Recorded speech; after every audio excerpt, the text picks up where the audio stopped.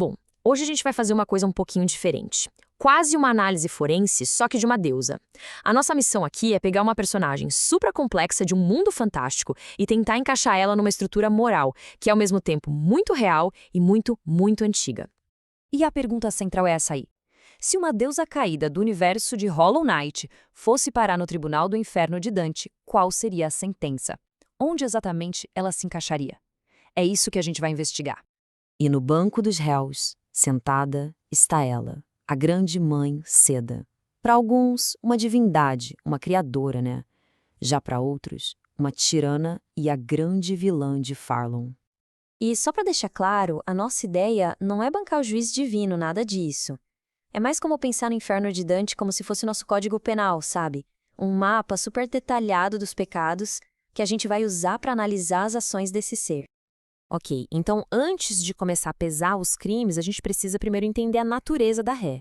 Porque no mundo de Dante é assim: quanto maiores são os dons, mais profunda e mais grave a queda. A grande mãe Seda, ela é classificada como um ser pálido. Isso basicamente significa que ela tem um poder e um intelecto divinos. E isso torna a queda moral dela ainda mais pesada. Ela tinha plena consciência do que estava fazendo. E aqui a gente vê um raio-x da corrupção dela. A onipotência criativa não foi usada para dar vida de verdade, mas para criar escravos. A sabedoria divina virou uma ferramenta para fraude. Cada dom que ela tinha foi pervertido, distorcido, transformado numa arma.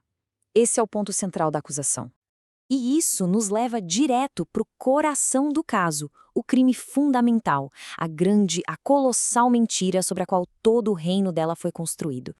Esse testemunho, que vem de uma personagem conhecida como a primeira pecadora, é a prova cabal, é a arma do crime, digamos assim. Fica estabelecido ali um engano da mais alta, da mais cruel ordem. E veja bem, não foi só uma mentirinha. Foi um processo, um plano calculado em 3 etapas que pegou o laço mais sagrado que existe, o de mãe e filho, e o transformou numa arma de controle. É aqui que o crime se torna realmente pavoroso. Ela não só violou a santidade de uma família, ela fabricou uma família só para poder violá-la. Isso é algo que vai muito, mas muito além de uma simples tirania. Bom, os crimes dela envolveram violência, fraude. Então, por que os círculos mais altos do inferno não seriam o suficiente para ela? Vamos dar uma olhada na jurisdição. E é aqui que a gente vê o quão genial é a lógica do sistema de Dante. A distinção é crucial, porque fraudar um estranho é uma coisa. Agora, fraudar alguém que tem um motivo especial, profundo para confiar, isso é um pecado de outra categoria. É muito mais grave.